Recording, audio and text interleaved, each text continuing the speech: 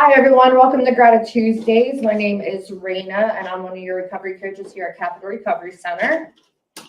And I'm Carl. Also one of our coaches. So we've been doing a 4-part series from Michigan State University based on gratitude. So in the past couple weeks, we talked about what gratitude is, how to practice gratitude. And today, part 3 is the health benefits associated with gratitude. And this is by Jody Schultz from Michigan State University. It says the health benefits you can experience through gratitude can be amazing. Have you ever heard others talk about gratitude, but you're not really sure what it is? You're not alone. In this series of Michigan State University Extension articles, we're going to explore what gratitude is and ideas for including gratefulness in your life, how to write a gratitude letter, health benefits of gratitude, and the differences between gratitude and thankfulness. In this article, we're going to explore some of the health benefits of displaying gratitude. So often we feel those benefits at the holidays, which is when we are most likely to desire opportunities to display our gratitude.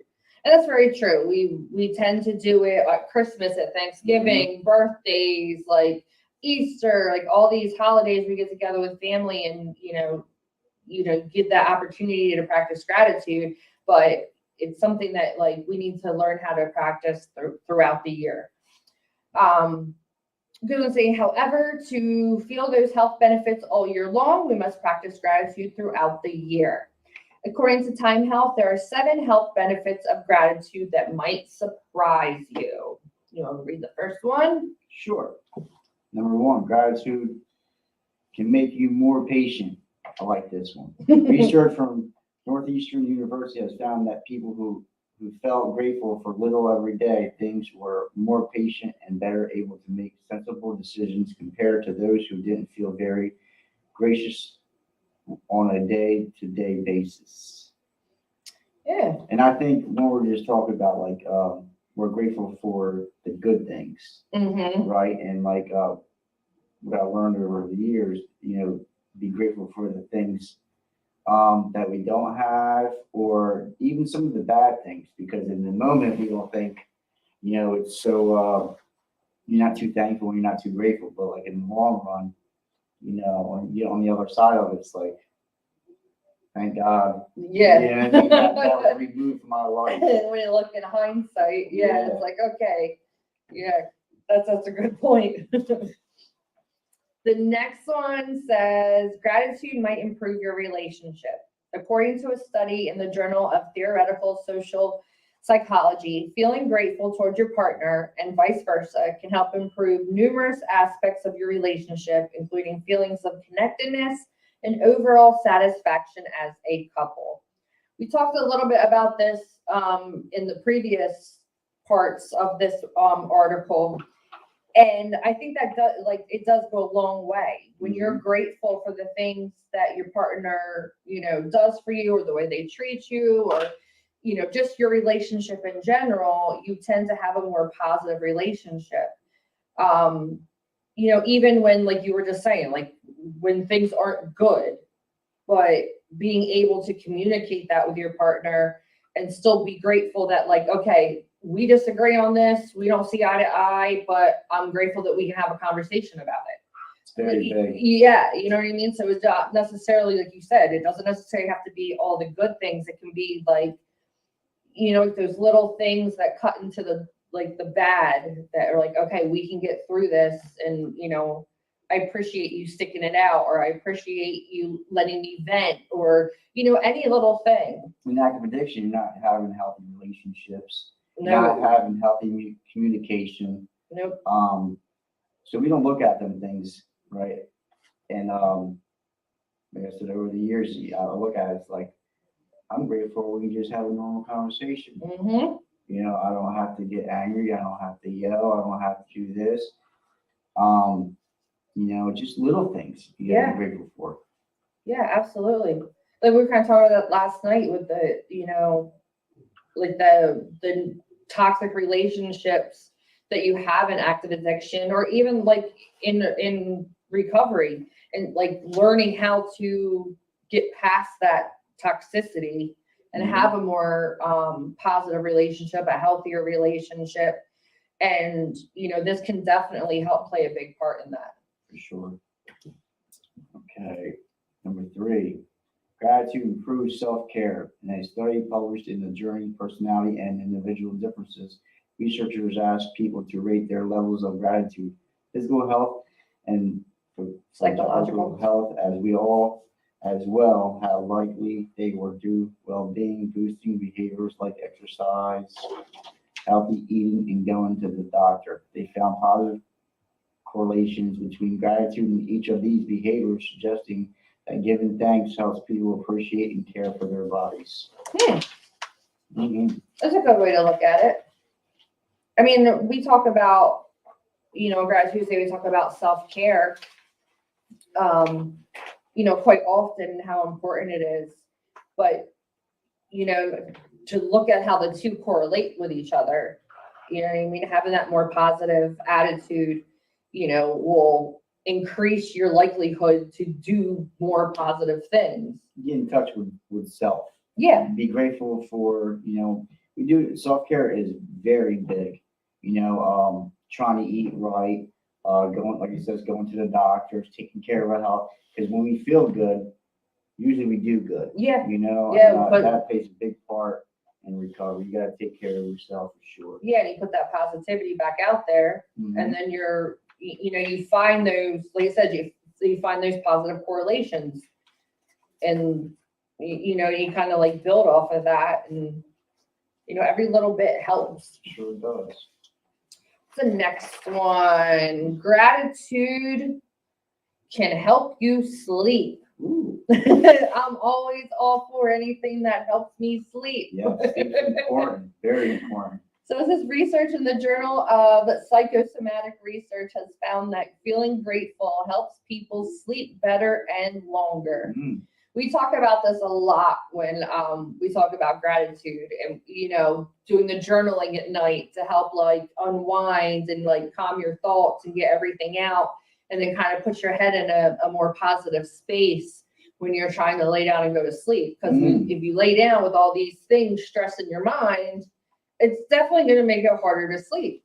So, trying to shift your thoughts to a more positive, either just by writing in a gratitude journal, making a gratitude list, just doing it in your head, like to kind of shift that away from the negative, away from the stress, is definitely something that can help you sleep better. I like how it says sleep better and longer. Yeah. Because listen, I remember I remember being so tired, like physically tired, but my mind kept me awake. So like that gratitude of feeling good and doing good, it does make it easy, sleep that easy, because if you, like you said, you got all these things going in your head, you're not going to sleep. No. And if you do sleep, it's going to be very limited. Yeah. The mind is a very powerful thing. It is. Because I remember times being really physically tired. I am whooped, but my mind kept me awake. Yeah, it just keeps going. Yep, doesn't stop. Yep. Okay, it says gratitude may stop you from overeating. I'm sorry. Overeating, huh? Gratitude replenishes willpower, says Susan Pierce Thompson, a cognitive scientist who specializes in the physiology of eating. The concept is similar to the northeastern research that found a connection between gratitude and patience. Thompson says cultivating feelings of gratitude can boost your impulse control, helping you slow down and make better decisions. So this is one that I don't think has come up since we started doing these Gratitude Tuesday meetings. But it's definitely one that, you come into recovery and your body's like, feed me. Because for so long we deprive ourselves. You don't have enough money to get something to eat because you need that for your next one, or what you are eating doesn't not healthy. No, not at all. Or your body just won't let you because of the drugs that are, we consumed. Like the hunger aspect isn't there. And I know, like for me personally, I came into recovery and it was like all of a sudden, like my body was like, okay, you haven't fed me in years. You're gonna feed me now. Spiritually, food wise, all that. Yeah. We deprive ourselves. And like I always like share with my past experience, stuff like that. I used to live off of snacks. Mhm. I didn't worry about eating. Like I said, talk about taking care of health, going to doctors, doing this. We deprive ourselves. Yep. And we beat ourselves down pretty bad. Yeah. And I sure did. I would barely eat anything. And for whatever reason, I would eat Rice Krispie treats. Like the ones you get at Wawa. You did that a little bit in your recovery. Yeah, and when I got clean, I stayed with my mom for a while, and like I came home with a couple, and she's like, "Is everything okay?" I said, "Yeah, I'm fine. Why?" Okay, She goes, "That's what you would eat," and I was like, "Oh my goodness!" Like you don't realize, like you get stuck in that pattern. I was lifting all this, like I said, snacks Like, and boxes of toasters and like, I don't know. Yeah, man. horrible things like that you should not be eating as You'd be like your surprised primary food. What you put in your body will come out. Like if you're eating bad and stuff Mhm. like that, listen, I don't eat too healthy today. I'm just gonna be honest, right? But that can play a part in how we feel and Oh, and do good, absolutely. And that's one of the things that I struggle with this. Very bad. I do really good all day long, and then I like go home, I like unwind, and I sit in bed, watching TV and eat a pint of ice cream. And it's like you just ruined all the healthy eating you did all day. Yeah, You make know up what I mean? for it. Yeah. And it's like self-indulgence, right? Because like when we're using, that's all it is. It's all self-indulgence and like that addiction. And when you come into recovery, you're looking for things to fill that void. Yep. You know what I mean? And food has, for me personally, food has definitely been one of those things. But I have noticed it taking a toll more recently in like how I feel, like physically, my energy level, like all these different things. You can change your attitude and your attitude too. Absolutely. Yeah, and if you're more grateful for, you know what I mean? Like it says, replenishing willpower instead of like, oh, I need to eat. We put the drugs and alcohol down, and our disease has got to go somewhere. Mm-hmm. We got to fill that and say void. Yeah. And sometimes we fill it with unhealthy things. Mm-hmm. Like it says, overeating. It can be a lot of things. It's a lot bigger than drugs and alcohol. What I found out over the years, and like I said, we put it in your body, it will come out. Yep, absolutely. All right, so this next one says gratitude. Why do I keep clicking on the same one? There we go. Nope, I skipped it. No? Oh, I must not have written it in here. Is it this one? There we go. That's the next one. Gratitude can help ease depression. Thompson says experiments have shown that people who partake in the 3 good things, exercise, which, as the name suggests, prompts people to think of 3 good moments of things that happened that day, see considerable improvements in depression and overall happiness, sometimes in as little as a couple of weeks. So basically what this is saying is, I think I worded that a little funny, but people who partake in, making a point of looking for 3 good things, it will help, improve depression and overall happiness, because now you're, okay, today it's these 3 things I'm grateful for. Last night, I had these 3 things that I was grateful for. So it's kind of like when we talk about with the sleep, it's like switching your mind from the negative to the positive, which is definitely going to help ease depression. Not to say that, you know what I mean, it's going to cure your depression, because that's a very, it's something that you know what I mean, you can talk with a therapist about, you can talk with a counselor about, like all those different things. But any little thing that you can do to help ease that feeling is definitely a positive.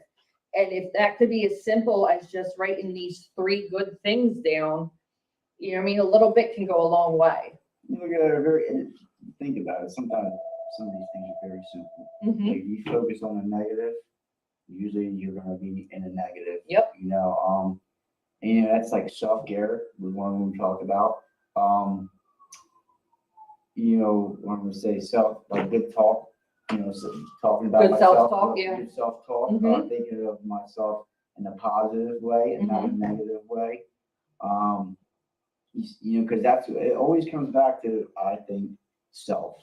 Yep. We have to get right with ourselves before we can express any kind of gratitude or anything else. We got to be good with self. Mm-hmm. And it's like little exercises can definitely help with that. Like the journaling, the gratitude list, this 3 good things exercise. All these little things when put in, to place can help build that good self-worth and feeling and help, improve like aspects of depression. Yes. Okay, number 7. Gratitude gives you happiness that lasts. Lots of things from a compliment to a sugary treat can bring little burst of happiness. Instant gratification also goes away quickly, which leaves you craving more. Gratitude is a frame of mind that if you regularly take time to express gratitude, then you are more likely to see results. Yep, and as addicts and people in recovery still, instant gratification is what we crave. It's what we craved when we were using. It's what, it's like it's in our DNA. Yeah. Like that instant gratification, it can lead to so many negative things. Sure can. And it does. It feels great for a while. And it's like, like I said, like eating that Rice Krispie treat might be like very satisfying, but for what, 5 minutes? You know what I mean? You want to find things that can help support a lasting sense of happiness and a lasting sense of gratitude. And we do negative things and bad things to get that instant gratification, which in the long run is going to harm us. Yeah, absolutely. And like some of these things that like we're talking about ingrained in us, like as a young kid, some of these things that we're taught as a kid or whatever, or surroundings and stuff, it's over the years we build into this person, and it's hard to break this stuff, and it becomes part of us, and it's tough to break, but it's possible. Oh yeah, it's definitely possible. But like these little things, for me anyway, like I used to use drugs and alcohol. That was my solution for everything. Now, like I'm going to write a gratitude list, or am I going to do this? Is it really going to work and make me feel better? But it does. Yeah, you get skeptical, but yeah, it really does. Because our mind is always one way. I was just like, that's not going to work. That's not going to work for me. It might work for you, but that's not going to work for me. Yeah. Until I try to really put effort to do it, it works. Yeah. Yeah, we hear that a lot. Nah, that's not gonna. No. You close yourself off from things. We exclude it even before we even try it. So like it's yeah, get out of that mindset. Giving yourself a chance. Yeah. You know what I mean? Do something different.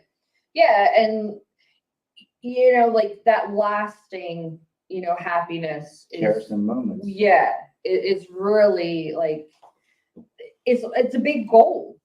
Yeah. You know what I mean? Because it's all well and good to feel like great for like 15, 20 minutes or even for like a day. Like, you know what I mean? Like something, may have sparked, happiness in you or like a manic feeling and you're like run with it. And the next day you wake up and you're like, oh. On to the next. Yep. But that gratitude can help you, still feel that when you don't have something like exciting going on or you know what I mean? Keep finding it in little things. Yep. Hold on to it. So it wraps up by saying there are many ways to practice gratitude where you'll see the health benefits and explore the benefits of practicing gratitude by Chris. I'm not going to be able to pronounce this last name. Whoa, yeah. Let's try Schwarzenegger. Fruber. Yeah, you're better than me in that one. You can see 3 examples of actions you can do to improve your mood and increase your overall happiness. Remember that the key to gratefulness is simple. It's practice. The more you integrate gratefulness into your life, the easier and more routine it will become. It won't take long for you to notice a change in yourself and others. So don't give up. Yep. You know what I mean? If you try one of these exercises that we suggest and it's not working, try it again. It's not something that's going to be instant gratification. And it says practice. Yeah. You have to practice. It's going to take some time, but it's worth it in the long run. It goes a long way. So thank you guys for joining us today. We would love to have you come in, take part in some of our exercises, come in and we have gratitude journals that you can complete here with us and take home. We have other gratitude exercises to help you practice the gratitude so that you can get some of these benefits, that we talked about today. So thank you for joining us.